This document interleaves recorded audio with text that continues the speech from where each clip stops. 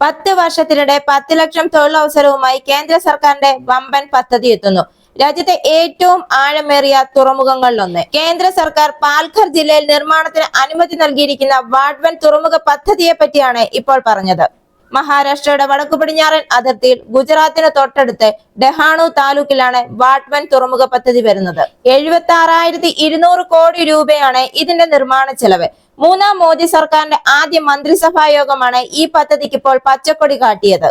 ഡെഹാണു കടലോരത്ത് നിന്ന് 4.5 nautical mile ദൂരത്താണ് ഈ നിർദ്ദിഷ്ട തുറമുഖം എത്തുന്നത്. 1000 മീറ്റർ നീളമുള്ള 9 കണ്ടെയ്നർ ടെർമിനലുകളും 4 മൾട്ടിപർപ്പസ് ബെർത്തുകളും ലിക്വിഡ് കാർഗോ കൈകാര്യം ചെയ്യുന്നതിനുള്ള ബെർത്തുകളും തീരരക്ഷാ സേനയ്ക്ക് പ്രത്യേക ബെർത്തുകളും ഉണ്ടാകും. Jawaharlal Nehru port trust 74%, Maharashtra maritime ബോർഡിന്റെ 26% പങ്കാളിത്തമുള്ള വാഡ്വൻ പോർട്ട് പ്രൊജക്ട് ലിമിറ്റഡ് എന്ന സംരംഭമാണ് ഈ തുറമുഖ നിർമ്മാണ പദ്ധതി നടപ്പിലാക്കുന്നത്. 2023 ജൂലൈയിൽ ഡെഹാണു താലൂക്ക് പരിസ്ഥിതി സംരക്ഷണ അതോറിറ്റി അനുമതി തുറമുഖ നിർമ്മാണത്തിന് നൽകിയിരുന്നു. ഇതിനെതിരെ ബോംബെ ഹൈക്കോടതിയിൽ സമർപ്പിച്ച ഹർജി 2024 ഏപ്രിൽ 18 തള്ളുകയും ചെയ്തു. ഇതോടെ തുറമുഖ നിർമ്മാണത്തിനുള്ള തടസ്സവും നീങ്ങിക്കിട്ടി. ഈ വാഡ്വൻ തുറമുഖ പദ്ധതി പാൽഘറിന്റെ വികസന ചിത്രം തന്നെ മാറ്റിവരയ്ക്കും. ഇതിന്റെ നിർമ്മാണം പൂർത്തിയായാൽ രാജ്യത്തെ ഏറ്റവും ആഴമേറിയ തുറമുഖങ്ങളിൽ ഒന്നാകും ഇത്. കൂറ്റൻ ചരക്ക് കപ്പലുകൾക്കും വഴി തുറക്കുന്നതോടെ ലോജിസ്റ്റിക്സ് രംഗത്തെ വൻ കുതിച്ചുചാട്ടമാണ് പ്രതീക്ഷിക്കുന്നത്.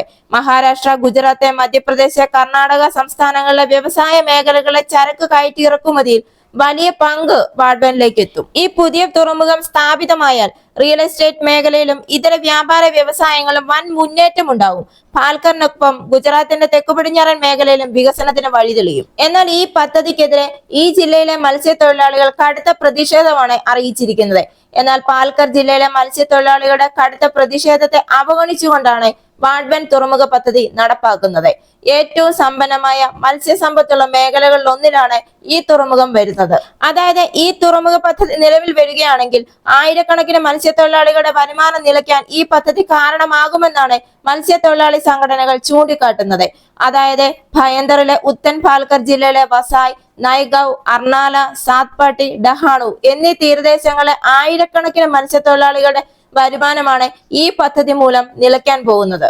ആവോലി, നെയ്മീൻ, ചൂര, അയല തുടങ്ങി മത്സ്യങ്ങൾ ഏറെയുള്ള ഗോൾഡൻ ബെൽറ്റ് എന്നറിയപ്പെടുന്ന മേഖലയിൽ തുറമുഖം നിർമ്മിച്ചാൽ മത്സ്യബന്ധന ബോട്ടുകൾ കടത്തിവിടില്ല എന്ന ആശങ്കയിലാണ് ഈ പ്രദേശത്തെ മത്സ്യത്തൊഴിലാളികൾ. ഏകദേശം 18 മുതൽ 20 മീറ്റർ വരെ ഈ തുറമുഖത്തിന് ആഴമുണ്ടാവും. ലോകത്തെ ഏറ്റവും മികച്ച 10 തുറമുഖങ്ങളിൽ ഒന്നായി ഇത് മാറും. 10 വർഷത്തിനുള്ളിൽ പ്രത്യക്ഷമായും പരോക്ഷമായും 12 ലക്ഷം തൊഴിലവസരങ്ങൾ സൃഷ്ടിക്കാൻ സാധിക്കും. 2025 ശേഷമായിരിക്കും ഇതിന്റെ നിർമ്മാണം ആരംഭിക്കുക.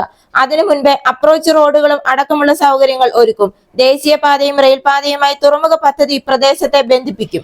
ഈ തുറമുഖത്തിന്റെ നിർമ്മാണ പ്രവർത്തനങ്ങൾ പൂർത്തിയാകുന്നതോടുകൂടി ധാരാളം തൊഴിലവസരങ്ങൾ സൃഷ്ടിക്കുകയും ഇന്ത്യയിലെ ലോജിസ്റ്റിക്സ് മേഖലയ്ക്ക് തന്നെ വലിയ മാറ്റങ്ങൾ വരുത്തുകയും ചെയ്യും. അതോടുകൂടി രാജ്യത്തിന്റെ സാമ്പത്തിക വളർച്ചയ്ക്ക് ഇതൊരു പ്രധാന പങ്ക് വഹിക്കുകയും ചെയ്യും എന്ന് നമുക്ക് പ്രതീക്ഷിക്കാം.